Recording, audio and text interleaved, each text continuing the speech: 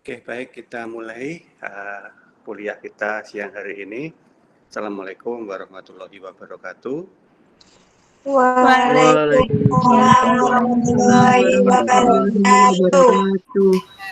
Waalaikumsalam warahmatullahi Untuk wabarakatuh. hadirnya hari ini sesuai dengan materi yang telah saya sampaikan di grup kelas C dan kelas D, kita akan melanjutkan materi teori akuntansi kita dengan membahas tentang kerangka konseptual di dalam sebuah teori akuntansi.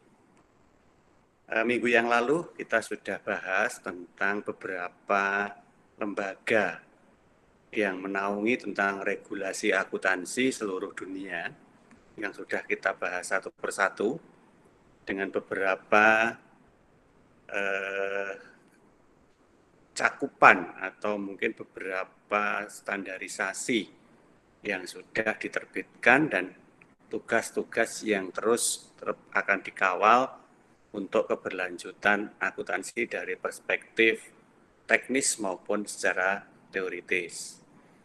Nah, kemudian pada kesempatan siang hari ini kita akan coba kembali lagi untuk melihat akuntansi dari konteks teknisnya, yang mana teknis di sini kita coba dekatkan dengan teoritisnya. Jadi coba kita akan gabungkan antara beberapa hal yang kemarin sudah kita pahami di dalam aspek teoritisnya itu dengan aspek teknisnya dalam sebuah bentuk konsep.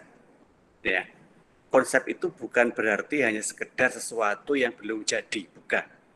Dalam konseptual yang ada di sini itu lebih mengarah kepada kerangka.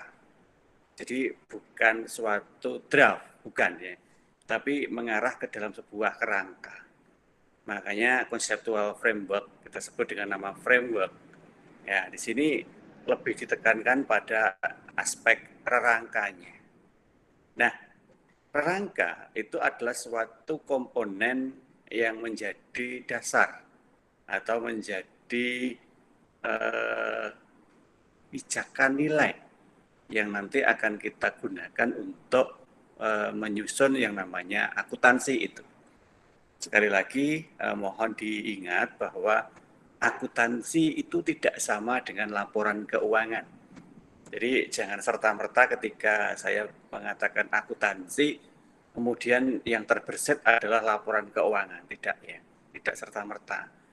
Laporan keuangan itu hanya salah satu produk dari akuntansi. Sedangkan produk dari akuntansi yang lain itu banyak sekali. Ya, yang sudah beberapa kali kita coba bahas itu dalam diskusi-diskusi kita dalam kuliah. Ya. Nah, di sini ketika kita bicara tentang kerangka, artinya ada unsur-unsur yang harus kita pahami, fungsi dan posisinya ketika nanti kita akan mencoba melihat akuntansi itu secara utuh. Ya, jadi seperti itu dalam konteks standar kasarnya. Ya. Nah, oleh karena itulah maka sebelum kita lebih jauh memahami tentang kerangka itu nanti seperti apa, paling tidak kita kenal dulu sebenarnya kalau kita sebut kerangka itu yang seperti apa. Oke. Dalam beberapa pengertian, ketika kita bicara tentang conceptual framework, itu lebih mengarah kepada apa yang bisa dilakukan oleh akuntansi. Jadi begitu. Laporan keuangan sekali lagi hanya salah satu dari apa yang bisa dilakukan oleh akuntansi. Yang lain banyak. Oleh karena itu di dalam conceptual framework, explain what, why, and how accounting information to be shown. Jadi di situ nanti kita akan bicara tentang apa sih sebenarnya yang nanti bisa diberikan. Kalau kita lanjut, ya kemudian why? Mengapa kok butuh itu? Kenapa kok seperti itu? Kenapa harus begitu? Nah, why? Dan tentunya bicara tentang teknis, tentang how. Bagaimana? Yang mengarah kepada accounting information. Jadi sekali lagi di sini kita tidak lagi bicara tentang cara untuk membuat laporan, kan? Bukan ya. Tapi kita bicara tentang cara untuk menyajikan informasi. Jadi beda loh ya. Kalau cara membuat laporan itu ya bicara tentang siklus akuntansinya. Ya. Tetapi kalau accounting information itu bicara tentang apa yang nanti kita sajikan di dalam sebuah laporan keuangan itu. Karena kan laporan keuangan sekali lagi kita sudah pahami ada tujuan di sana. Nah, bagaimana kita memformulasikan sebuah tujuan itu dari semua data-data yang kita peroleh. Anggaplah kita mempunyai yang namanya bukti transaksi. Bukti transaksi itu kan dari banyak aspek transaksional. Tidak hanya penjualan saja. Tidak. Nah, kemudian itu nanti akan disajikan dalam sebuah laporan keuangan. Cara untuk menyusun laporan keuangannya sesuai dengan alur dari penyusunan laporan keuangan ya dalam siklus akuntansi itu. Tetapi kemudian ketika kita akan menceritakan tentang sesuatu informasi apa, nah ini berarti kan harus kita pahami lebih dulu siapa yang akan membaca, siapa yang membutuhkan informasi. Karena kalau kita tidak memahami siapa yang baca, siapa yang butuh informasi, bisa jadi yang kita sajikan ya sesuai dengan apa yang kita inginkan. Ya kalau sama dengan yang dibutuhkan oleh orang, kalau tidak, artinya kan kita menyajikan sesuatu yang tidak pas. Nah di sini, padahal penting sekali data tentang accounting information ini untuk keputusan yang tentunya macam-macam dari pihak yang akan menggunakan. Nah, sekarang kita akan bicara itu. Oleh karena itulah nanti dalam sebuah kerangka konseptual itu menjadi seperangkat tujuan dan fondasi ya, sebagai suatu sistem yang koheren atau runtut atau saling berkesinambungan yang mana nanti akan memberikan informasi terkait dengan transaksi-transaksi yang terjadi.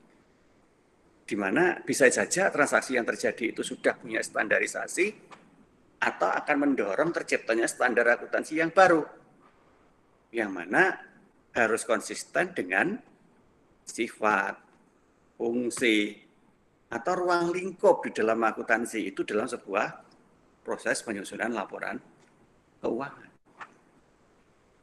Nah ini, kata kuncinya apa itu tadi? Tujuan dan fondasi sistem yang koheren. Ya, di sini ya. Jadi itu harus dipahami. Nah, oleh karena itulah nanti seringkali kita kadang memahami bahwa kerangka konseptual itu lebih dominan dipengaruhi oleh sebuah teori akuntansi. Karena apa? Karena strukturisasinya itu teoritis banget. Tetapi sebenarnya itu tidak semata-mata hanya didasari pada sebuah teori. Tetapi apa? Karena dalam proses penyusunan teori itu, tidak lain, tidak bukan, pasti berasal dari realitas yang dilakukan oleh para akuntan dan teman-temannya itu. Oleh karena itu, unsur logika dan unsur reason yang nanti akan digunakan itu harus pas. Tidak boleh terlalu teoritis, karena kalau terlalu teoritis nanti reasoningnya tidak dapat. Ya. Oleh karena itu nanti supaya kita bisa melihat ada atau tidak reasoning yang terjadi, atau mungkin perlu kita adjustment ya rangkanya ini, perlu kita sesuaikan kembali. Ya nggak apa-apa, wong namanya cuma kerangka aja kok, ya kan? Otomatis nanti kalau kerangkanya jelas, ketika kemudian disesuaikan, kenapa disesuaikan? Ya karena memang menyajikan sesuatu yang belum tepat, maka disesuaikan supaya tepat. Nah, disitulah nanti kemudian secara tidak langsung akan mengubah yang namanya teori akuntansinya. Ya. Sehingga mengubah teori itu tidak kok dengan serta-merta semua teori itu kemudian berganti, tidak. Tetapi harus dilihat dulu apakah itu reasoningnya sesuai atau tidak dengan struktur dari kerangkanya. Nah, kalau kerangkanya memang reasoningnya itu dapat, ya berarti nanti kita bisa melakukan perubahan itu.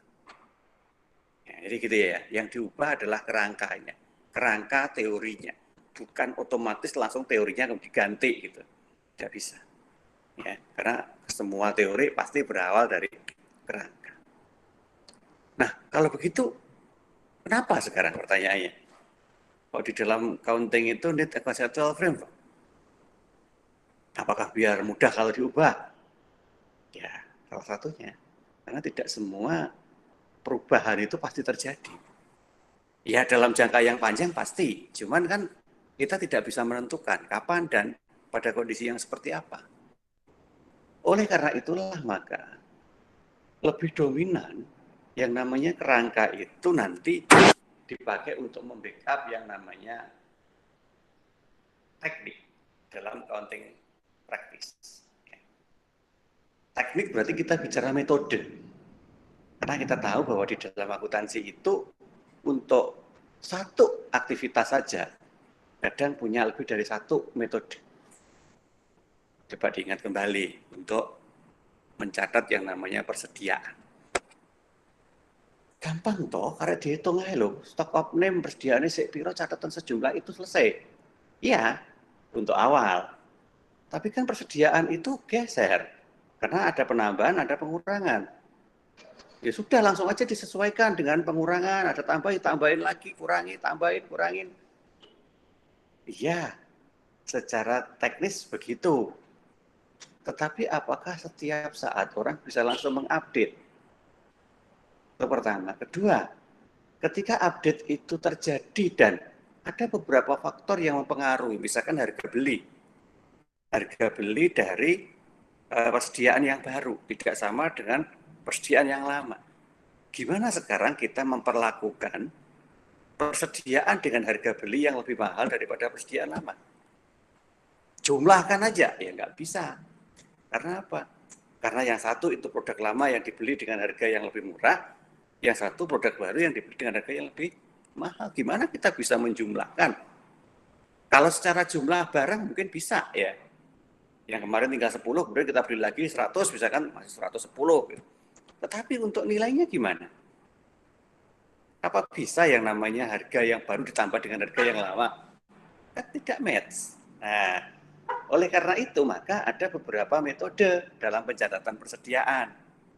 Sehingga nanti tinggal milih metode mana yang paling cocok dengan karakteristik pembelian persediaan baru. Nah, itu pun nanti bisa jadi ada penyesuaian juga. Gitu. Kenapa? Ya karena situasi bisa berubah. Seperti sekarang misalkan. Segala sesuatunya bisa didigitalisasi. Bisa nggak persediaan saya itu didigitalisasi misalkan? Oh, ternyata ada pihak yang bisa. Ada pihak ketiga yang membantu misalkan. Ya oke. Kalau begitu kan persediaan tidak lagi bisa di stok omnem kan? Sehingga teknik dalam stok omnemnya itu berubah antara stok omnem yang persediaan fisik ya dan stok omnem yang barang digital. Nah, sehingga beberapa teknik akuntansi baru mungkin dibutuhkan untuk melakukan itu. Ya. Kemudian yang berikutnya adalah masih di dalam sebuah accounting practice yang menyangkut masalah teknik. Karena tadi ada beberapa mungkin juga kita kemudian menggunakan semuanya. Ya kan? Paling salah satu. Ya kalaupun mungkin ya ganti, tapi ganti pun kan tidak semaunya. Sekarang ini, besok itu, besoknya lagi yang ganti lagi. Karena kita ketika melakukan itu dalam waktu yang sama, itu beberapa teknik sekaligus, ya, cannot do well, gitu ya. Kita nggak bisa melakukan itu dengan beberapa metode yang berganti-ganti. Year approach, nggak bisa. Ya, sekali kita sudah menyepakati satu metode, ya metode itu yang jalan. Karena metode itu memang sudah sesuai dengan habit yang terjadi di tempat kita. Yang namanya habit itu kan berulang. Nggak mungkin habit kok ganti-ganti. Gitu. Nah, itu. Sehingga kita harus paham itu. Oleh karena itulah nanti di dalam sebuah kerangka konseptual bisa saja dengan sendirinya akan menciptakan situasi yang baru. Ketika situasi yang baru itu sudah mulai perlu ada aturan juga, maka akan terciptalah standar yang baru. Ya. Nah, standar yang baru tentunya akan digunakan sebagai dasar untuk menyusun financial statement, laporan keuangan. Nah, inilah yang dimulai dari konseptual framework. Nah, oleh karena itulah nanti akhirnya sebuah konseptual framework akan memberikan beberapa hal seperti ini. Yang pertama, a set of broad principle. A set, jadi menata ya, a broad principle. Jadi prinsip-prinsip dasar. Prinsip dasarnya harus tertata dulu. Sebab kalau prinsip dasarnya nggak kuat, yang namanya menyusun financial statement itu riskan untuk berubah-ubah. Itu baru nyusunnya loh ya. Belum nanti kalau ada tekanan dari pihak-pihak yang berkepentingan di situ, yang perubahannya itu otomatis disengaja karena kepentingan salah satu pihak. Berarti kan sudah melanggar karakteristik kualitatif netral kemarin itu. Ya. Nah, seperti ini. Kenapa? Kadang ya kita sahabatnya nggak sengaja untuk mengarah kepada satu hal, tetapi gara-gara kita cenderung untuk melaporkan pada satu sisi saja, maka seolah-olah prinsip dasar yang digunakan itu sudah tidak pas, yaitu lebih dominan pada satu aspek. Nah, seharusnya apa? Seharusnya ada broad principle, ya, prinsip dasar yang nanti dipakai untuk menyusun laporan secara konsisten. Nah, itu bersumber dari framework yang kita susun ini nanti. Nah, kalau prinsip itu sudah melekat kuat, otomatis dia bisa menjadi a body of doctrine. Ya, sudah mendoktrin dalam diri kita bahwa akuntansi itu ya harus begini. Misalkan, kalau kita menyusun laporan keuangan itu ya harus ada aspek debit dan kredit. Nah, sehingga nggak ada yang namanya laporan keuangan kemudian nggak jelas debit dan kreditnya. Nah, kan? Nah, debit dan kredit yang kita pahami ini itu merupakan suatu doktrin yang kita pahami juga, yang kita anut dalam menyusun laporan keuangan. Laporan keuangan ada 5 laporan, ya harus disusun 5. Jadi kalau hanya susun raca sama laba rugi rasanya masih kurang. Nah, doktrinnya begitu, ya, laporan keuangan harus lengkap.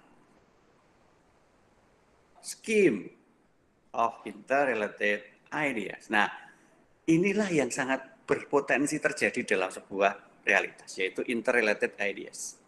Suatu gagasan yang berbeda-beda yang harus dihubungkan. Iya kan? Apalagi kalau mungkin wilayah dari usahanya itu beda. Atau kalau nggak begitu, cara untuk menyusun laporannya itu didekati dengan cara yang berbeda. Apalagi kalau sampai negaranya berbeda dengan standarisasi yang berbeda. Berarti ide yang dimunculkan juga semakin kompleks. Nah, sekarang gimana kita bisa menyatukan semuanya? Maka harus kita kembalikan pada frameworknya. Karena disitulah nanti yang harus sama. Di seluruh dunia itu harus sama. Nah, oleh karena itu ada beberapa manfaat secara teknis ya tentang kerangka konseptual ya, itu nanti bisa dibaca. Memberikan arahan atau pedoman. Nah, itu yang jelas. Jadi jangan sampai bertindak semaunya sendiri. Sering-seringlah membaca arahan atau membaca pedoman. Kalau akuntansi pedomannya ya PSAK, udah titik. Kalau kalian tuh sering-sering membaca PSAK, ya berarti apa yang kalian lakukan tuh dasarnya jelas gitu.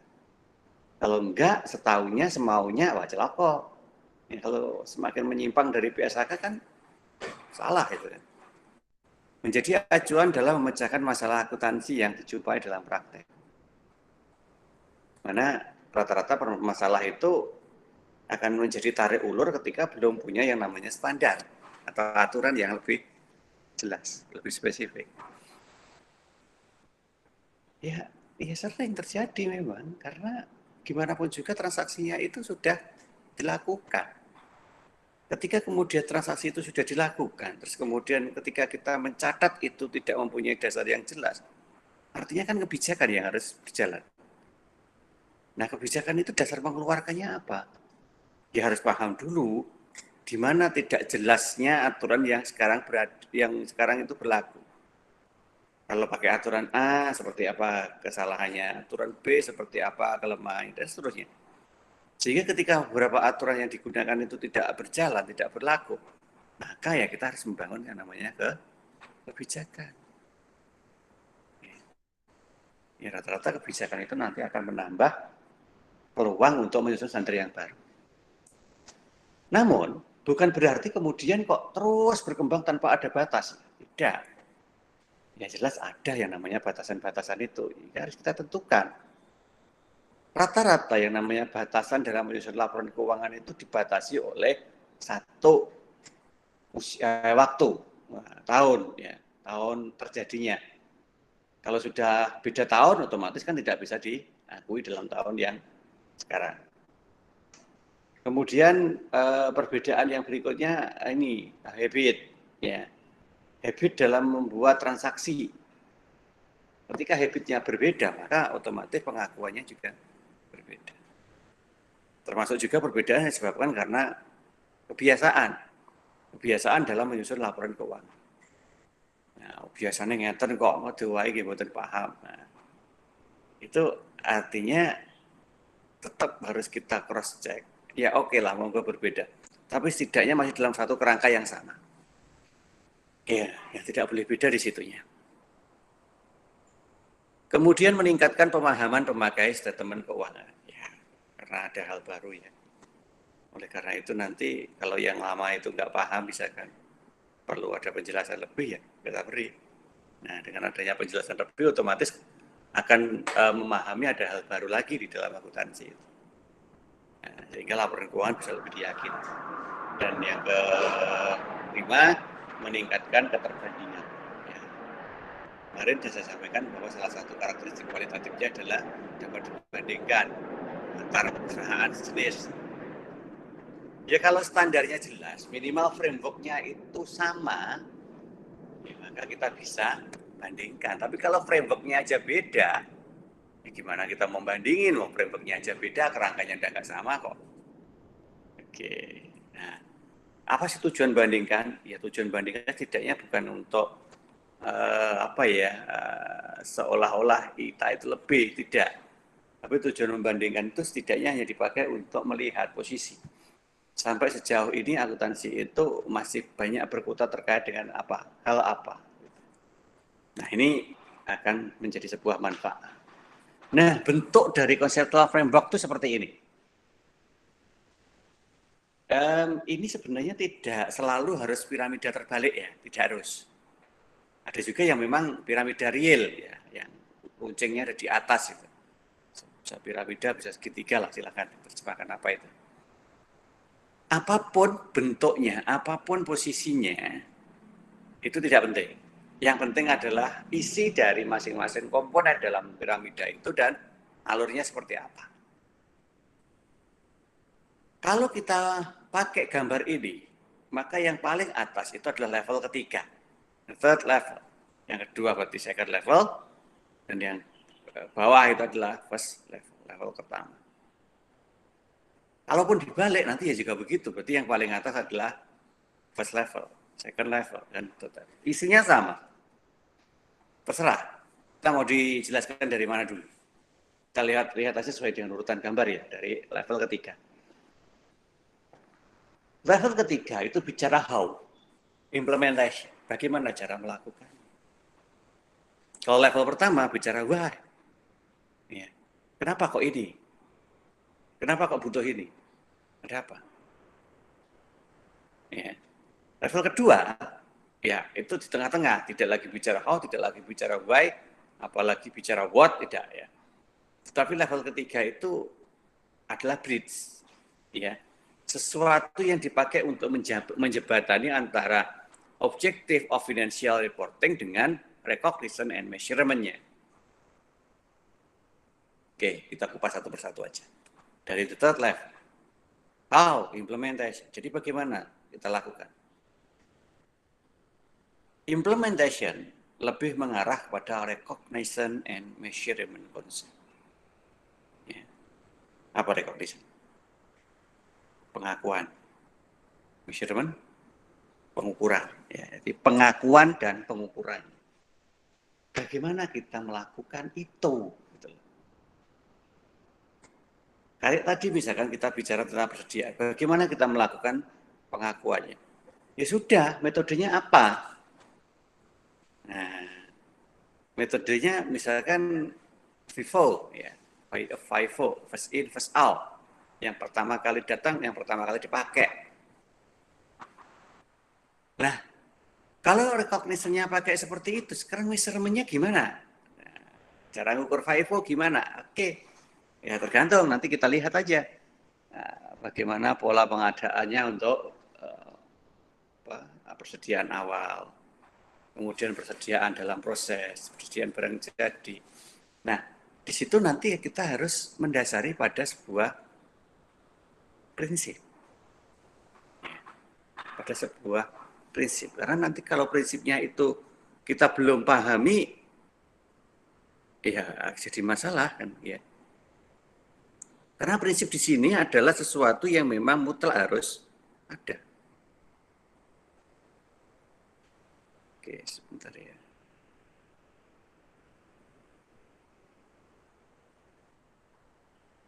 Oke. Nah, di dalam menentukan prinsip, tentunya ada beberapa hal yang kita asumsikan.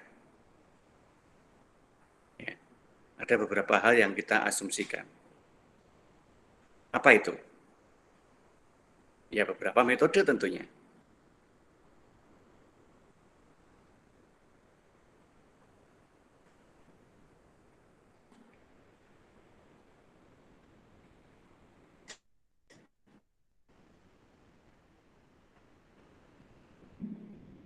Gitu. Nah, beberapa metode itu tentunya kita asumsikan berdasarkan dari apa yang sudah pernah kita lakukan sebelumnya. Nah, kalau biasanya misalkan sekarang kita pindah ke penyusutan. Penyusutan kita katakanlah pakai garis lurus. Biasanya pakai garis lurus, ya sudah. Kita buat yang namanya prinsip penyusutan aktiva tetap. Katakanlah aktiva tetapnya adalah tangible aja, yang berwujud aja. Dengan asumsi aktiva tetap itu kita susutkan dengan garis lurus. Nah, oke, jalanlah itu semua akhirnya. Tapi apakah pasti baik-baik saja jalannya itu? Ya belum tentu. Belum tentu. Kenapa? Kadang-kala ada kendala, constraint. Ya, ada kendala. Contoh gini, ya kalau aktiva tetap itu kita bisa menghitung penyusutannya itu mulai Januari sampai Desember utuh. Ya, nggak masalah kalau begitu, enak. Tapi kalau aktiva tetapnya itu munculnya itu di tengah tahun, katakanlah Juli baru beli. Berarti kan nggak bisa kita menggunakan metode sebagaimana kita menggunakan untuk aktiva tetap yang sudah ada mulai Desember. Mulai apa? Januari sampai Desember. Nah itu kendala teknis. Ya. Oleh karena itu kita harus mengubah cara. Nggak mungkin kita samakan cara itu. Ya kalau cuma teknis, kalau sudah menyangkut ke ini, ke apa namanya cara penggunaan aktiva tetap misalkan, kan nanti akan beda lagi. Misalkan kita pakai garis lurus, asumsinya dipakai seperti apapun yang namanya aktiva tetap itu umurnya sama, ya, sehingga kita bagi aja langsung dengan harga perolehan. Ternyata di situ ada aktiva tetap yang butuhkan aja dipakai, dan itu butuh juga belum tentu setahun itu 5 kali. Nah, apakah mau disusutkan dengan aktiva tetap peralatan lain yang dipakai setiap hari? Kan nanti nggak adil. Oh ini jarang dipakai kok penyusutannya sama. Nah, berarti itu kan constraint kan, itu kendala. Nah, oleh karena itu 3 hal ini, ketika harus kita pahami menjadi sebuah dasar teknis dalam menyusun recognition and measurement, maka 3 hal ini harus kita sadari keberadaan. Asumsi yang dipakai apa, prinsip dasar yang digunakan pakai metode apa, constraint atau kendala yang mungkin terjadi itu apa. Nah, oleh karena itu untuk menyelesaikannya, maka nanti kita harus masuk ke second level. Ya, second level. Yaitu memahami tentang kualitatif karakteristik of counting information. Jadi paham dulu karakteristik kualitatifnya. Mari sudah itu ya, karakteristik kualitatif ya. Dan yang kedua, memahami tentang ada di dalam financial statement. Ada neraca, oke. Neraca itu elemennya apa? Ada dua, aktiva dan pasiva. Oke, aktiva itu apa aja isinya? Ada aktiva lancar, ada aktiva tetap, ada aktiva lain-lain misalnya. Pasiva ada hutang, ada modal. Nah, kemudian di dalam aktiva tetap ada apa?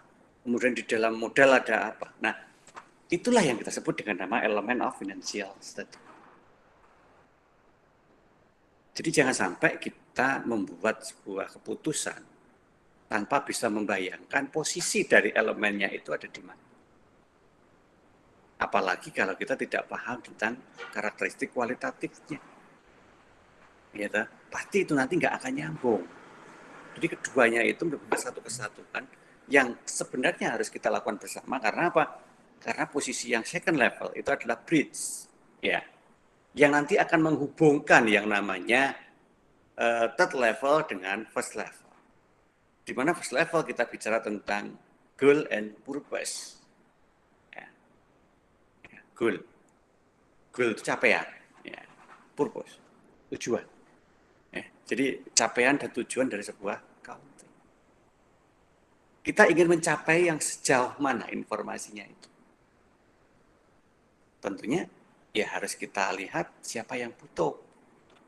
Kalau yang butuh itu memang perlu lebih jauh lagi, ya sudah kita sampaikan aja full disclosure. Kita ungkapkan sepenuhnya apa yang terjadi dalam transaksional.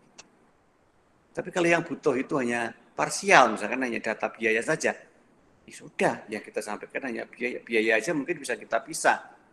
Ada biaya tetap, ada biaya variabel, atau nanti di dalam sebuah struktur mungkin ya ada biaya rutin, ada biaya pengembangan.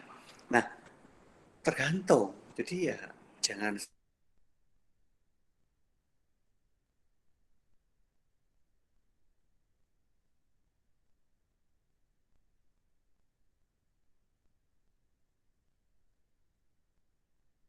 lah nanti goal and purpose yang menjadi tujuan dari sebuah conceptual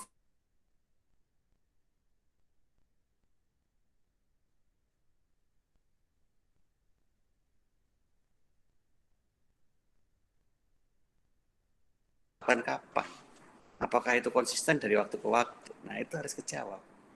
Kalau itu sudah kejawab, seolah nanti ketika harus kita susun dalam sebuah conceptual framework itu, isi dari masing-masing komponen ini nanti ada. Ini kan sementara hanya pengertian tok, nggak ada isinya. Nah, harusnya nanti ada kalau tidak paham. Nah, inilah isi yang saya maksud tadi. Ketika kita bicara asumsi, ya, ini saya contohin dua ya, yang lain sebenarnya masih ada ya. Ya. Yang tadi misalkan saya contohin asumsi di dalam penyusutan, ya. Nah, misalkan penyusutan itu belum muncul di situ. Oke, saya ganti sekarang yang ada aja di situ, yaitu going concern. Apa? Keberlanjutan dari usaha. Tidak ada satupun orang yang berusaha kemudian hanya dalam satu rentang waktu aja. Tidak ada. Ya kalau bisa diperpanjang selama-lamanya. Nah, untuk bisa selama-lamanya gimana? Ya semuanya harus berjalan baik-baik saja. Ya. Nah, untuk bisa mengukur bahwa itu baik-baik saja atau tidak itu gimana? Ya itu salah satunya kita pastikan tentang framework-nya. Ya. Nah, kalau framework-nya sudah jelas nanti arahnya udah semakin dekat untuk kita isi. Ya. Itu tentang masalah going cost. Atau juga pakai yang namanya accrual base. Accrual, ya, jadi dasarnya adalah accrual. Segala sesuatunya diakui pada saat terjadinya transaksi. Sehingga nggak menunggu harus ada uang. Transaksi terjadi itu dianggap serius. Jika akuntansi sudah berjalan. Oke, itu untuk assumption. Jadi kita pakai semuanya sama. Kemudian yang berikutnya adalah prinsip. Prinsip-prinsip akuntansi yang kemarin sudah kita bahas itu ya. Nah, ada historical cost. Ya, ada historical cost.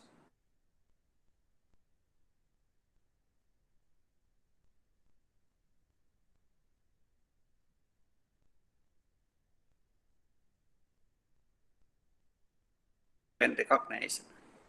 Oke, saya tidak bisa menjelaskan satu persatu. Tolong nanti dilacak pengertian teoritisnya. Apa itu yang disebut dengan revenues recognize? Saya hanya menjelaskan secara sekilas dulu aja. Yang kita sebut dengan nama prinsip itu adalah sesuatu dasar utama yang akan kita gunakan untuk menjalankan laporan berdasarkan transaksi. Bahkan ada yang sampai mengatur transaksinya supaya prinsipnya itu nanti sinkron antara transaksi dengan laporan. Historical cost, di mana kita bicara akuntansi secara umum adalah historical cost, yaitu transaksi terjadi dulu baru ada laporan untuk mencatat transaksi itu. Nah, berarti datanya adalah data historis. Tetapi ada juga yang memang harus kita putuskan berdasarkan current cost, yaitu nilai terkini. Ya, biasanya current cost itu dipakai untuk memutuskan bagaimana nanti kita menetapkan itu di depan. Ya. Nah, sehingga current cost itu lebih banyak mengarah kepada data-data yang bisa kita sajikan sekarang untuk kepentingan di masa yang akan datang. Beda lagi dengan yang namanya realizable value. Ya, realizable, realisasi. Jadi ya nilai yang memang dapat kita capai. Ya mungkin di dalam perencanaannya itu optimalisasi itu pasti. Tetapi kan segalanya harus kembali lagi ke kemampuan. Ya kalau optimal bisa ya optimal, tapi kalau enggak bisa ya reachable. Jadi yang paling mungkin untuk kita jangkau. Jangan menjangkau sesuatu yang sebenarnya kita sendiri tidak yakin karena segala sesuatunya tidak siap untuk menjangkau itu. Nah, itu bahaya. Oleh karena itu harus ada sebuah metode atau sebuah catatan yang mana akan bisa memberikan informasi terkait dengan residual value. Nah, selain residual value, kemungkinan ada yang namanya fair value, nilai wajar. Ya, nilai wajar. Kalau residual itu lebih banyak mengarah kepada suatu aktivitas yang bisa kita lakukan untuk mencapai sesuatu. Tetapi kalau fair value itu adalah sesuatu yang akan kita transaksikan berdasarkan kelaziman. Ya, kelaziman yang ada di masyarakat. Lazimnya gimana? Oh, lazimnya begitu, ya sudah. Kita lakukan hal yang sama. Nah, itu fair value. Nah, beda lagi dengan yang revenue recognition, pengakuan dari revenue. Ya. Revenue itu juga masih sama dengan pendapatan. Ya. Nah, sekarang kita akui seperti apa? Apakah historical cost atau current cost, gitu aja udah beda lagi nanti ya. Kalau historical cost berarti kita munculkan piutang, ya. Kalau current cost langsung kita munculkan kas. Munculkan ya. Nah itu kalau kita bicara tentang revenue. Beda lagi dengan expense, beban. Ya. Nah bebannya gimana kita mengakuinya? Nah prinsip-prinsip apa yang kita pakai untuk mencatat beban? Nah di sini. Nah 6 hal ini sajalah dulu untuk mencontohkan yang namanya elemen yang ada dalam sebuah third level pada unsur prinsip. Nah, sehingga paling tidak ada keberlanjutan dengan sinkronisasi pada assumption. Ya, ada keberlanjutan pada sinkronisasi assumption. Kalau asumsinya adalah going concern, ya kalau bisa nanti kita bermain aman pada realizable value. Nah, seperti itu. Tetapi ya harus kita sadari bahwa di situ ada kendala, ada constraint. Ya. Constraint-nya apa? Ya, contohnya itu balance between benefit and cost. Ingat. setiap usaha itu pasti akan berpikir antara cost and benefit. Dengan asumsi, dengan prinsip, maka kita nanti coba menentukan benefitnya dulu. Apa sih benefitnya bagi kita? Keuntungannya apa ya? Ya. Nah, kemudian kalau kita sudah tahu dari keuntungan itu, kita coba rupiahkan. Keuntungan itu kalau kita kuantifikasi ketemu berapa? Tujuannya untuk apa? Tujuannya untuk membandingkan dengan cost. Karena cost itu pasti bisa dirupiahkan. Ya walaupun bagian sebenarnya tidak ya. Tetapi ya supaya mudah untuk membandingkannya ya dirupiahkan. Nah, minimal adalah balance. Balance itu kerja bakti. Ya, between benefit and cost. Balance itu aja kerja bakti itu. Jadi paling ya kita hanya dapat ketenaran dalam sisi nama gitu aja. Tapi secara finansial mungkin belum. Tapi kan tidak mungkin kita selamanya bisa begitu. Ya, kita tasarufkan, kita berikan, kita sampaikan. Agak mungkin selamanya begitu. Karena kita lembaga usaha yang profit oriented. Berarti kita harus punya batas-batas waktu yang pasti, ya, timelines-nya pasti. Di masing-masing schedule itu, masing-masing capaian itu tadi. Oh, saya mencapai seperti ini, ya oke lah, selama sekian bulan. Nanti bulan berikutnya kita sudah harus mencapai lebih, yaitu mencapai itu. Nah, itu timelines. Ya, harus ada. Makanya sering kali diminta buat rundown. Ya, supaya apa? Tahu nanti saatnya berubah. Constraint yang berikutnya adalah balance between kualitatif karakteristik. Ya, karena karakteristik kualitatif itu adalah sesuatu yang nggak nampak gitu dan tidak bisa dikuantifikasi. Tetapi harus kita balancekan gitu ya. Nah itu kan masalah itu. Gimana membalancekan sesuatu yang nggak nampak? Ya setidaknya walaupun tidak nampak, tapi kan bisa kita ketahui toh. Ya, kita ketahui. Ya misalkan apa? Netral. Gitu. Prinsip netral. Gimana kita bisa netral? Nah, oke. Jadi itu adalah sesuatu yang menjadi kendala tantangan ya, yang mana harus kita ketemukan dan harus kita pikirkan caranya. Nah itu di third level. Kemudian kalau masuk di secondary level, itu adalah jembatan. Nah sebelum masuk ke jembatannya, coba kita langsung masuk aja ke first level. Menurut ketentuan tadi, yang namanya first level adalah ini, goal and purpose. Yang menjadi orientasi. Menjadi tujuan utama dalam sebuah informasi akuntansi, informasi keuangan. Useful to a wide range of user in making economic decision. Useful to a wide range, jadi berguna pada sebuah wilayah yang luas, jadi tidak hanya parsial. Iki hanya untuk bagian itu, nggak bisa. Ya harus luas dong. Satu laporan itu ya bisa dipakai untuk memberi informasi ke mulai dari karyawan paling rendah sampai pimpinan paling tinggi. Ya, wide range. Jadi walaupun informasinya nanti yang dipakai beda, tapi setidaknya kan sudah menyentuh. Nah itu tujuannya. Untuk bisa begitu nanti terus gimana?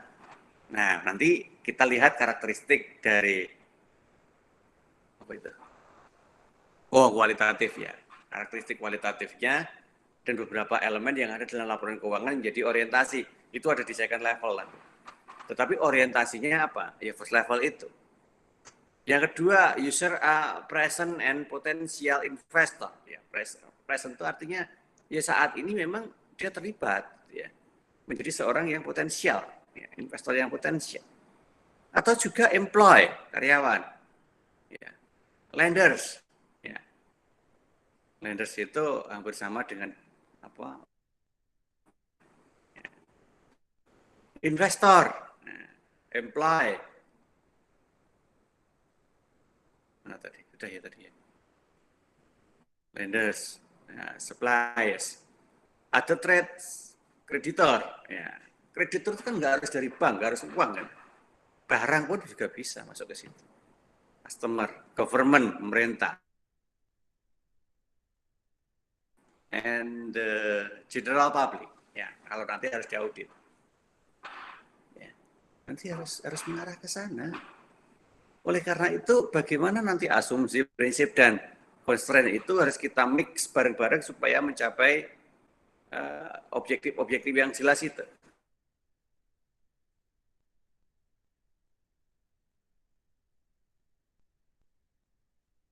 sementara itu hanya laba rugi aja dan neraca. Ya karena minimal untuk laporan keuangan itu minimal itu ya. Ya harusnya lengkap. Ya, dan 3 karakteristik kualitatif yang harus kita ketahui bahwa itu pasti ada. Yang pertama adalah relevan, ya tingkat relevansinya. Yang kedua adalah reliabilitas, ya tingkat reliabilitas keberadaannya. Dan yang ketiga adalah komparabilitas. Bisa dibandingin enggak? Karena dengan dibandingkan itu artinya kita bisa memposisikan status. Ya. Atau kalau kita ubah dalam bentuk piramida yang utuh, yang lurus, ya, yang pucuknya ada di atas, dan beberapa apalagi namanya definisi dari masing-masing level, ya itu seperti itu. Tapi pada prinsipnya sama, gitu ya. Pada prinsipnya sama. Dia ada assumption, ada prinsip dan constraint itu level, yang mana ya coba saya lengkapin aja lah di dalam asumsi itu, tidak hanya ekonomi apa concern aja tadi. Yang lain, prinsip juga begitu, constraint juga begitu. Apalagi di secondary level. Nah, ini semakin saya lengkapi lagi. Elemen itu semua laporan keuangan. Ya, elemen laporan keuangan untuk semuanya itu masuk di sini. Dan karakteristik kualitatifnya itu ya kita pecah jadi 2 seperti teori yang kemarin, yaitu yang primer dan yang sekunder. Primer itu artinya harus benar-benar kita perhatikan dan kita catat keberadaannya karena pasti ada itu. Ya. Kalau kita jeli untuk menemukan. Sedangkan yang sekunder itu ya sesuatu yang sifatnya lebih dominan untuk kebutuhan pihak eksternal. Jangan dibandingkan di siapa, konsisten dengan apa. Nah itu menjadi sebuah kualitatif karakteristik. Oke, nah ini bentuk. Jadi ketika kita bicara tentang conceptual framework, sekarang sudah menyentuh ke bentuk. Ya bentuknya seperti itu. Di mana bentuk ini ada 3, saya ulangin lagi. Ada level pertama, level kedua, level ketiga. Dan itu tidak bisa parsial sendiri-sendiri, tidak. Jadi level pertama itu adalah endingnya, tujuan akhir. Ketika kita akan menyampaikan laporan keuangan, itu paling tidak punya provide information of objectives, ya itu di first level. Ya. Kemudian untuk bisa mencapai itu harus melewati yang secondary level. Nah, secondary level itu dipengaruhi oleh jadi bahan dasarnya ada di third level itu.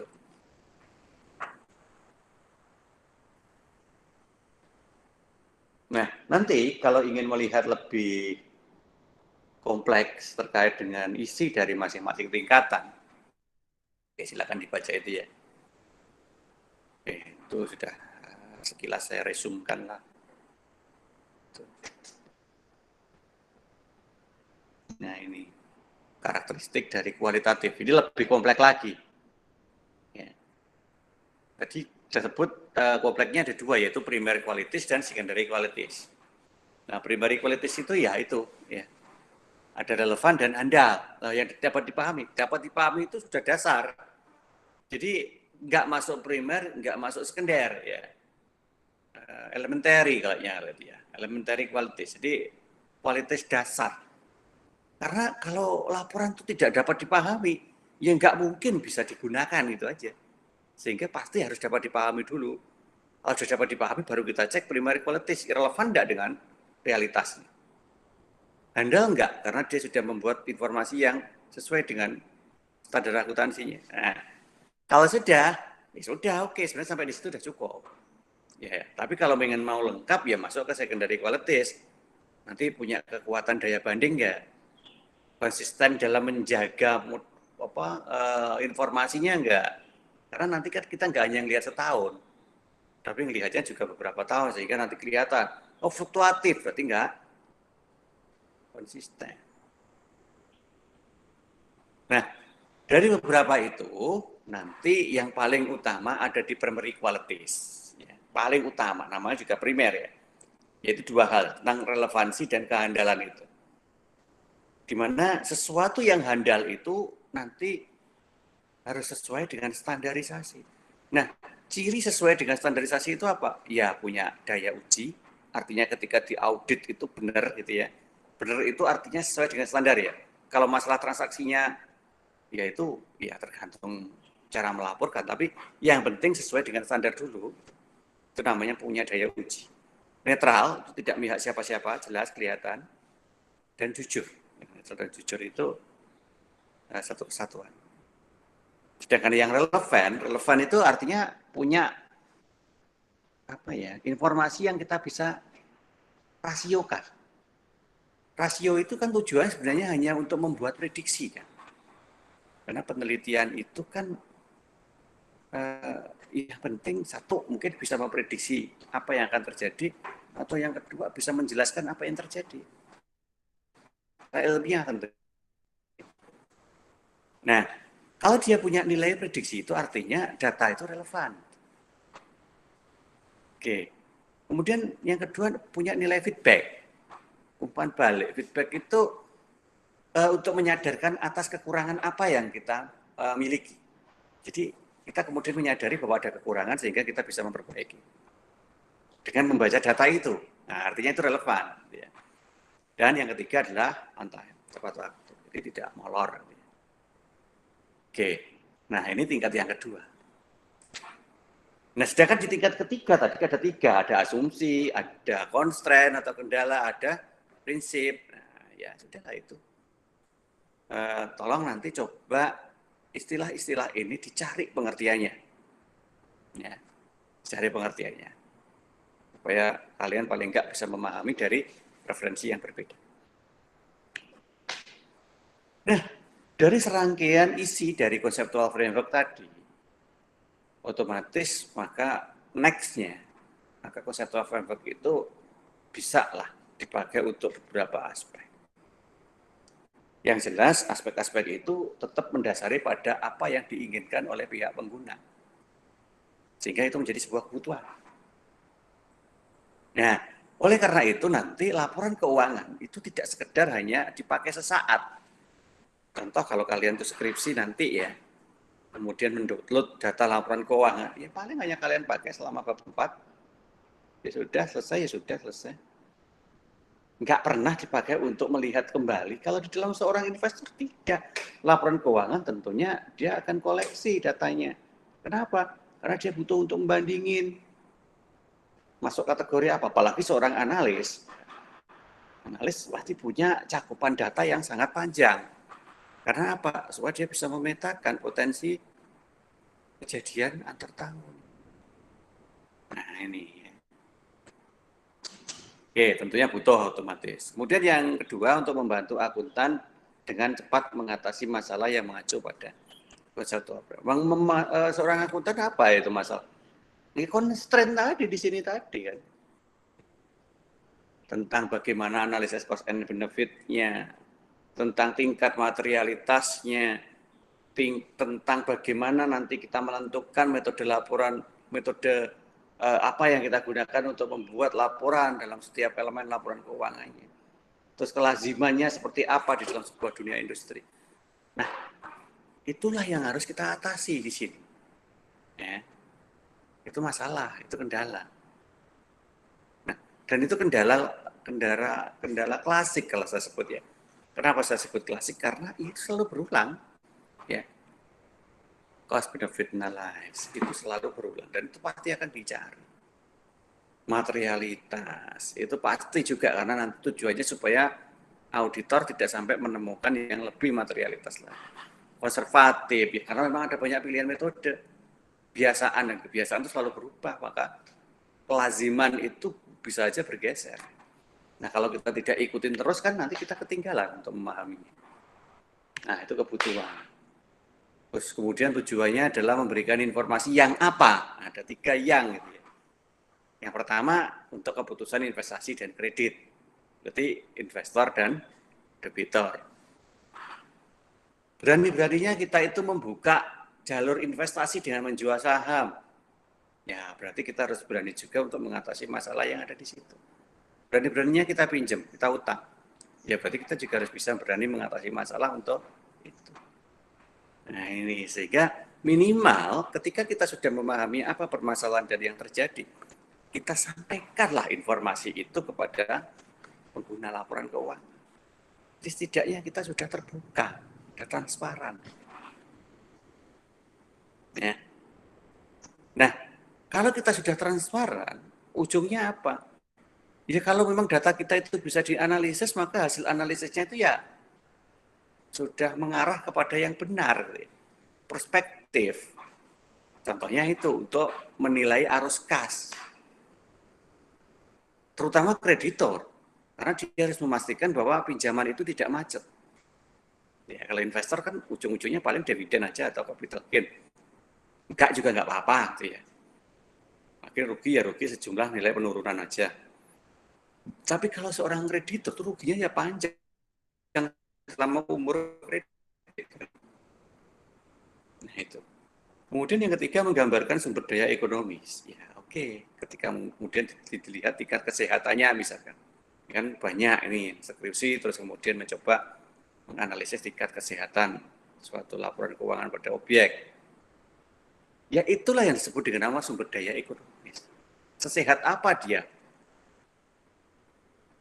Nah, kemudian itu kan dalam suatu kondisi yang kita lihat secara statis ya, yaitu akhir tahun.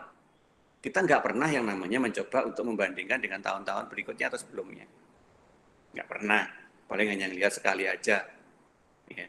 Ataupun kalau beberapa tahun paling yang lihatnya antar tahun.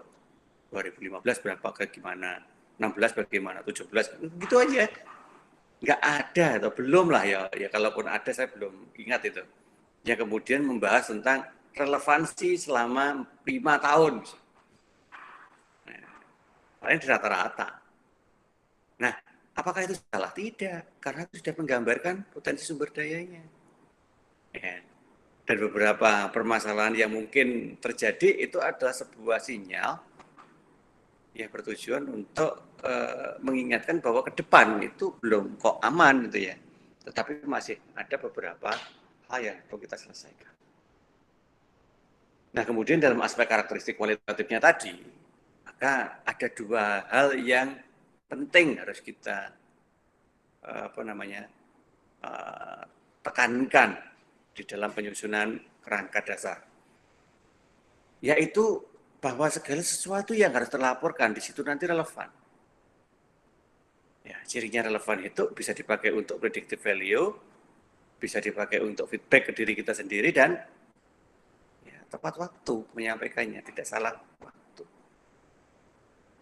Yang kedua adalah variability atau andal tadi. Ya, andal berarti kan memang bisa di cross check. Di audit juga menemukan hasil yang wajar. Dengan atau tanpa pengecualian itu nggak penting. Ya, yang penting wajar dulu. Representational faithfulness, jadi menyajikan apa adanya secara neutrality. Nah, itulah kondisi Anda. Sehingga kalau keandalan itu sudah kita pegang, relevansi juga sudah kita pegang, barulah kita berpikir yang namanya secondary. Ya, biar caranya supaya bisa dibandingkan. Gimana caranya nanti kita selalu melakukan dengan cara yang konsisten. Jadi kalau memang untung ya konsisten untungnya dalam beberapa lama. Orang kok naik turun, akhirnya kan tidak konsisten. Ya kita nggak bisa menyalahkan yang namanya situasi. Gimana loh Pak pandemi, ya turun. Ya kalau kita sudah tahu bahwa ini pandemi dan tidak support dengan kondisi yang sebelumnya, ya berarti kan harus kita ubah toh situasinya. Orang kok kemudian ikut yang dulu-dulu aja like raiso ya wes kan repot. Kayak kita kuliah ini loh.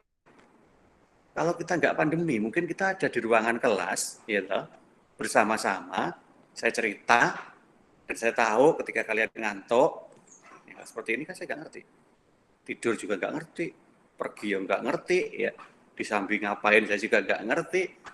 Ya kenapa? Akibat dari perubahan kondisi yang nggak mungkin kita ketemu di kelas. Tapi ada kelemahan dan keterbatasan di situ. Ya, tapi setidaknya kita sudah terus bisa berhubungan. Walaupun sudah beda kondisinya dengan sebelumnya. Dan ini dilakukan terus berulang-ulang sehingga kejagalah yang namanya konsistensi. Nah, inilah yang kita maksud dengan sebuah karakteristik yang primer dan karakteristik yang sekunder. Nah, tentunya semua yang tak sampaikan tadi di dalam elemen-elemen kerangka konseptual tujuannya supaya unsur-unsur di dalam laporan keuangan ini tetap bisa memberi informasi. Ya, oke, coba cek lagi unsur laporan keuangan itu masuk di level keberapa. Oke, ada aktiva, kewajiban, ekuitas, dan seterusnya. Nah, ini masing-masing memberikan informasi yang berbeda-beda. Ya, nggak masalah, karena memang tujuannya begitu. Tetapi setidaknya harus ada, gitu. Jangan sampai kok ada yang hilang, gitu. Nah, kalau yang hilang, nanti kan nggak muncul yang namanya informasi. Oke, nah sekarang kita masuk ke level berikut, yaitu tentang recognition and measurement. Pengakuan dan pengukuran. Tadi ada 3 kelompok di dalam recognition and measurement. Asumsi yang digunakan, prinsip dasar yang mendasari, dan constraint kendala. Sebenarnya tadi juga sudah di depan komponen-komponennya. Nah sekarang ini coba saya jelaskan dengan menggunakan parameter yang ada di situ aja. Asumsi dasar adalah entity. Entity artinya kita bicara tentang keberlangsungan usaha yang ditentukan dari seberapa bagus perputaran modalnya. Kalau hanya sekedar kelangsungan usaha aja ya going concern itu. Tapi kelangsungan usaha berdasarkan entity adalah kelangsungan usaha yang kita lihat berdasarkan seberapa bagus perputaran modalnya. Kalau modal itu terus bisa bertambah akibat ada laba yang ditahan, berarti asumsi dasar entitas berhasil. Ya. Tapi kalau mungkin untuk bagi dividen ada bingung, wah ya itu nanti dulu gitu ya. Ya laba sih, cuman entitasnya belum sehat. Kemudian harus punya standarisasi mata uang yang jelas karena ya harus mewakili di negara masing-masing. Oke, kita sebut rupiah. Oleh karena itu nanti di dalam informasi itu harus menggunakan rupiah dengan nilai yang menganut transaksional berdasarkan rupiah. Kalau transaksionalnya dolar ya harus kita rupiahkan. Nah, kenapa? Supaya kita bisa memahami. Coba kalau laporan keuangan itu tidak dirupiahkan kan dia repot. Berapa jumlahnya? Kalau nggak ada rupiahnya gimana kita bisa paham? Itu banyak atau sedikit. Nah, sehingga pasti itu nanti harus dikuantifikasi dalam satu rupiah. Kalau nggak bisa, ya berarti menjadi aspek kualitatif. Oke, kemudian asumsi dasar yang keempat adalah periodicity, waktu periodisasinya. Ya transaksi ya kita berikan cut off, katakanlah sebulan lah. Ya, lazimnya kan sebulan, 1 bulan. Apa transaksinya, berapa jumlahnya. Nah, di situ. Sehingga nanti kalau kita harus buat laba rugi bulanan. Pendapatan 1 bulan dikurangi operasional 1 bulan. Nah, seperti itu. Nah, itu asumsi. Namanya asumsi ya, ya itu harus kita lakukan gitu ya. Atau yang biasa kita lakukan. Kemudian yang kedua tentang prinsip dasar. Ya, tadi juga sudah saya jelaskan sekilas bahwa prinsip dasar itu adalah dasar metode yang nanti kita gunakan untuk memberikan informasi. Misalkan kita pakai biaya historis. Ya sudah, berarti kita hanya memberikan informasi terkait dengan sesuatu yang sudah terjadi. Yang belum terjadi belum kita laporkan. Nah, kemudian dalam mengakui revenue,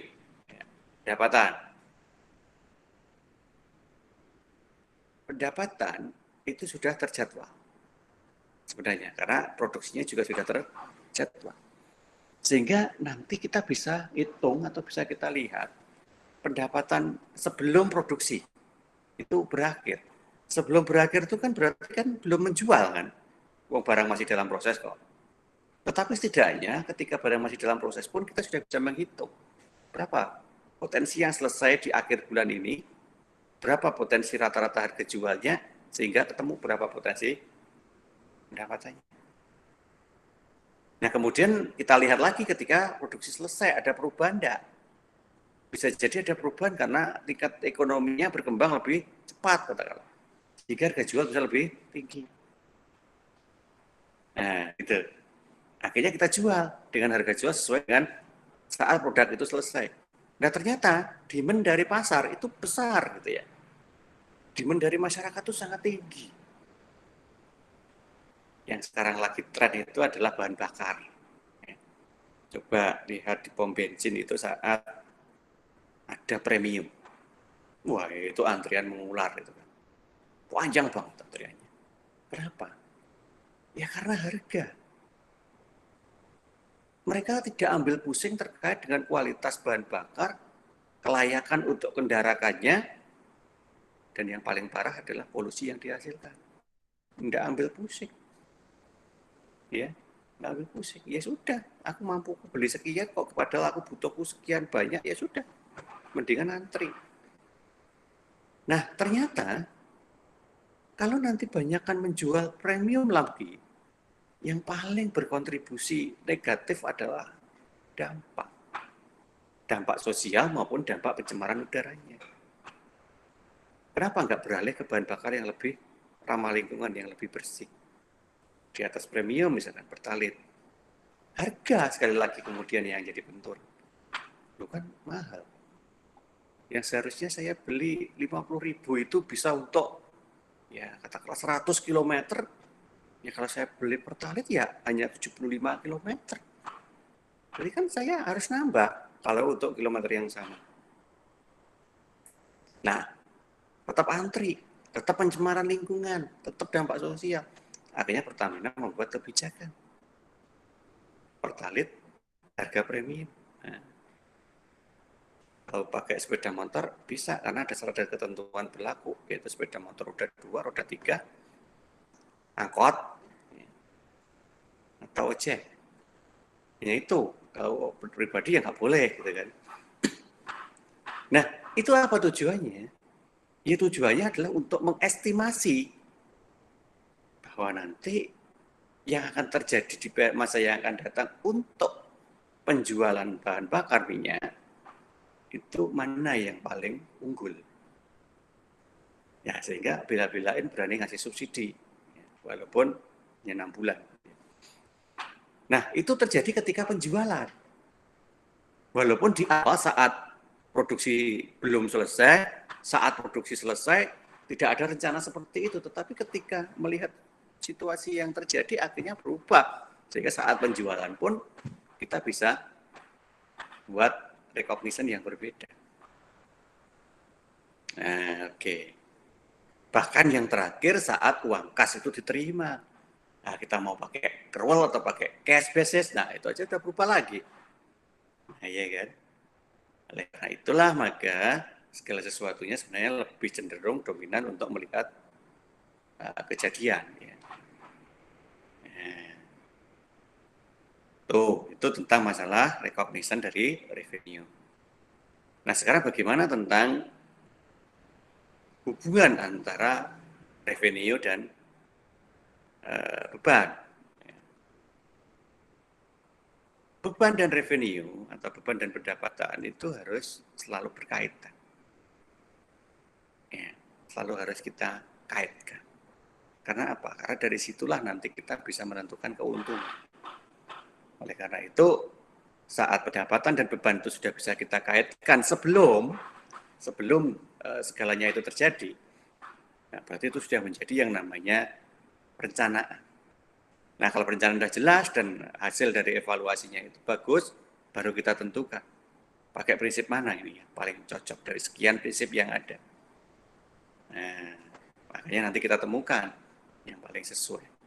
Dan itu nanti harus kita sampaikan ketika dilaporkan ya, secara penuh, ya, full disclosure. Kita ungkapkan semuanya. Oke, itu kondisi yang bagus-bagusnya, ya. Tapi kondisi yang jelek ada di kendala. Yang mana ketika tadi kita coba melihat ya, cost and benefit, seringkali kita kejebak yang namanya cost seolah-olah rendah, benefit seolah-olah tinggi. Padahal tidak. Kenapa kok sampai kejebak? Ya karena kita hanya melihatnya secara parsial, kita hanya melihat berdasarkan evaluasi data. Kita nggak pernah datang ke lapangan, tidak pernah datang ke tempatnya langsung. Ya. Sehingga terkadang ya kita asumsikan biayanya rendah, tapi ternyata cara memperlakukan barang itu di tempat kita menjualnya itu tidak sesuai dengan ekspektasi kita, sehingga memunculkan cost yang lebih besar. Nah, itu kendala. Kemudian materialitas. Materialitas lebih banyak berhubungan tentang konten dari produk. Apakah support pasar yang akan kita tuju dengan isi atau ingredient dari produk itu yang tentunya akan berpengaruh pada harga. Jangan sampai kita salah pasar, salah segmentasi. Sebab nggak akan ada yang mau nyentuh. Gitu.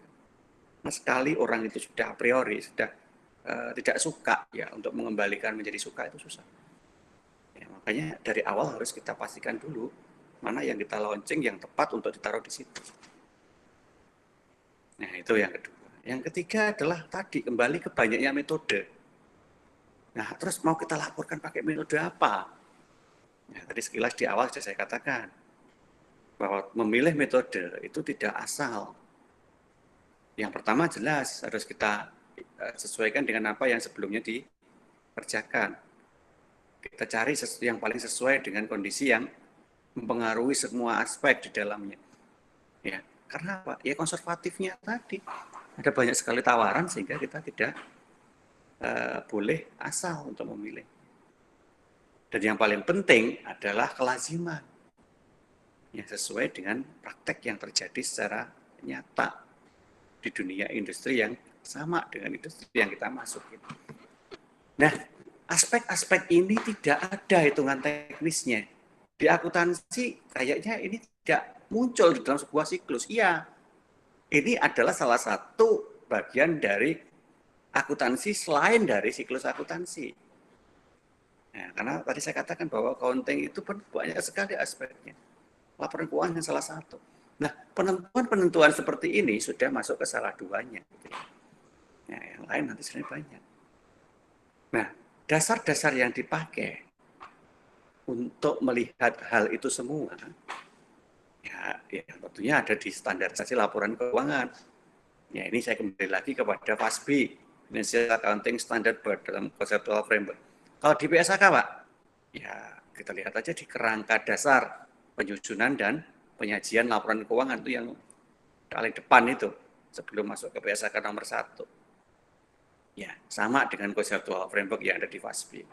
Tujuannya itu, isinya itu, ya sama.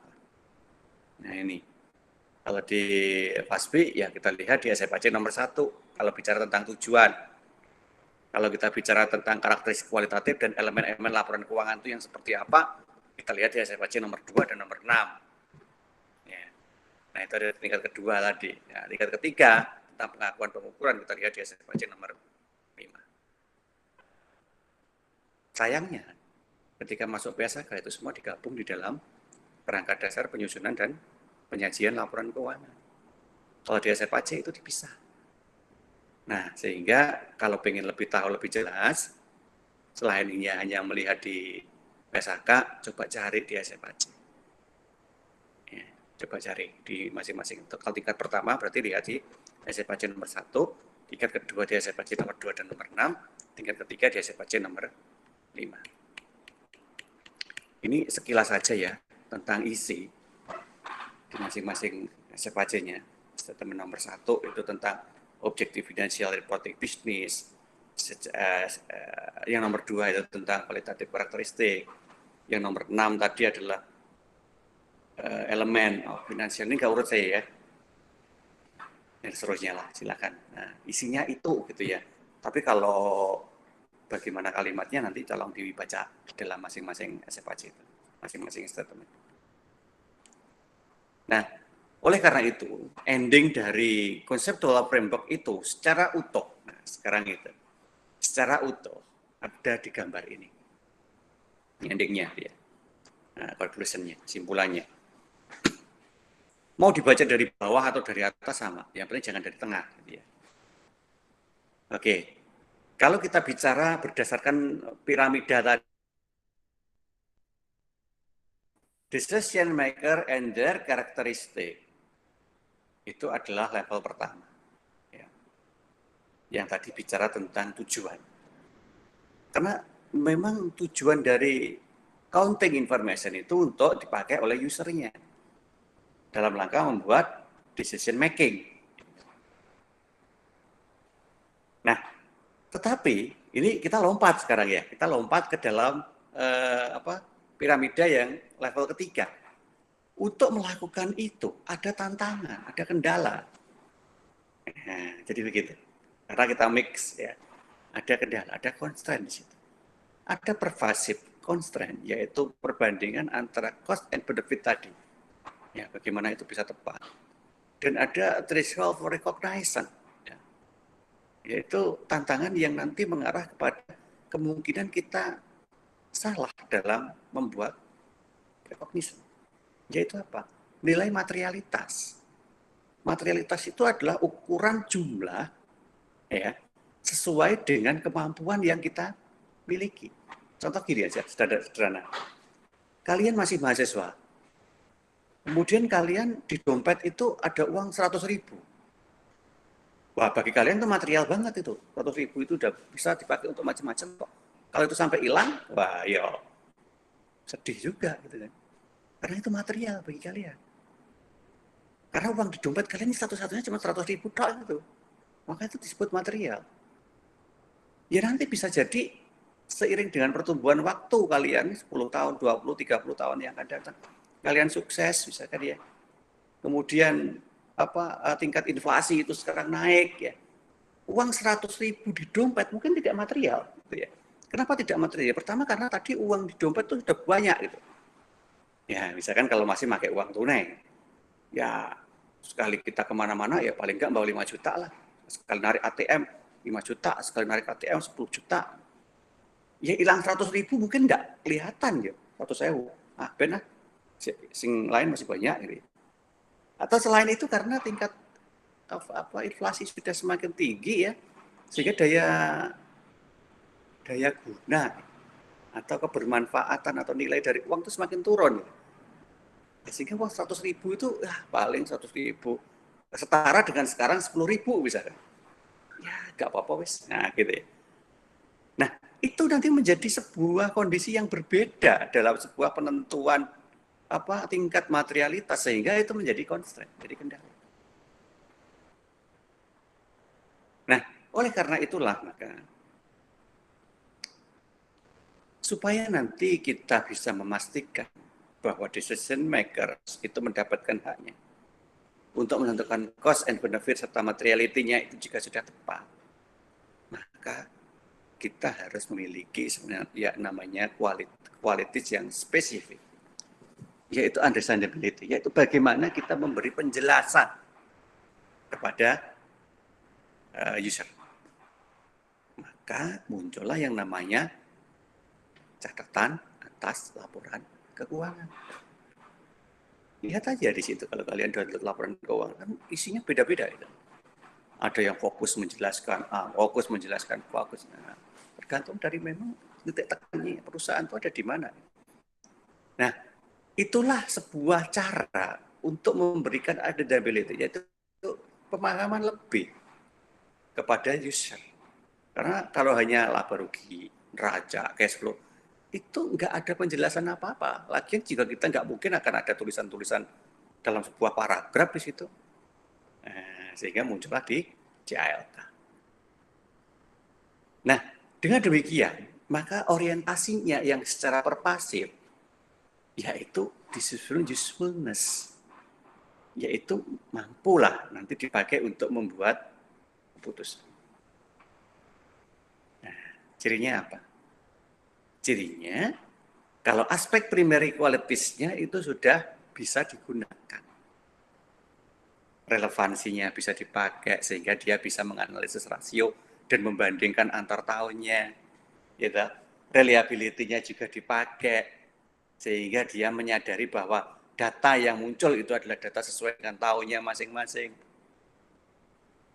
Nah, sehingga ketika misalkan relevansi dan reliability itu nanti sudah saling, ya itu ada panah bolak-balik itu ya, berarti saling gitu ya, saling terkait dalam aspek decision usefulness, maka primary qualities-nya, ya, primary qualities-nya itu benar-benar sudah memenuhi 3 kriteria itu yang tadi sudah saya sebutkan. Yaitu bisa dipakai untuk memprediksi, bisa digunakan untuk feedback value, ya, untuk memperbaiki apa yang kurang di masa yang akan datang, dan selalu disajikan tepat waktu. Ya. Yang reliability-nya benar-benar bisa di variability, bisa menyajikan representasional secara penuh, dan tidak memihak siapapun. Nah, ketika ciri-ciri itu sudah bisa kita temukan dalam sebuah laporan keuangan, ya, berarti kesimpulannya secondary qualities pasti bisa kita kerjakan, yaitu bisa di-compare dan laporan keuangan itu kita pastikan sudah konsisten. Nah, kondisi seperti inilah yang sebenarnya ingin diciptakan dalam sebuah informasi laporan keuangan. Memang masih sulit ketika kita memahami akuntansinya itu belum secara ini ya runtut atau belum digunakan secara penuh. Kita hanya menggunakan menjawab soal, gitu ya. Belum sih memang. Jadi bagi kalian yang akuntansinya hanya sebatas menjawab soal, memang ini belum penuh bisa kalian pahami. Tapi setidaknya coba pahamin aja alur ini. Karena nanti kalau kalian benar-benar menggunakan akuntansi itu untuk bekerja, ini dibutuhkan sekali. Terlebih kalau ada kendala. Ya, terlebih kalau ada kendala. Itu pasti. Atau ya minimal yang terdekat adalah kalau kalian itu penelitian tapi menggunakan data laporan keuangan. Ya, apapun bentuk penelitiannya, kalau datanya laporan keuangan, saat ujian pasti nanti akan diuji akuntansinya. Pasti. Ya, bisa jadi ujinya dari beberapa aspek yang bisa terjawab pada sebuah frame. Oke, ya. Ini just to know aja lah, ya. Nah, ini beberapa rumusan kerangka konseptual yang pernah ada, ya. Ya, sekedar tahu aja, ya, triple A, APB, ICPA, ya. Oke, just to know aja. Ya, sehingga yang paling utama adalah bagaimana konseptual framework itu bisa kita kuasai. Setidaknya kita bisa jelaskan lah, mulai dari decision makers-nya sampai dengan isi yang paling utama, yaitu comparability dan konsistensi dalam sebuah laporan keuangan. Oke. Mungkin seperti itu yang bisa kita bahas. Jika ada yang perlu ditanyakan, monggo. Silakan ditanyakan sebelum kita akhiri.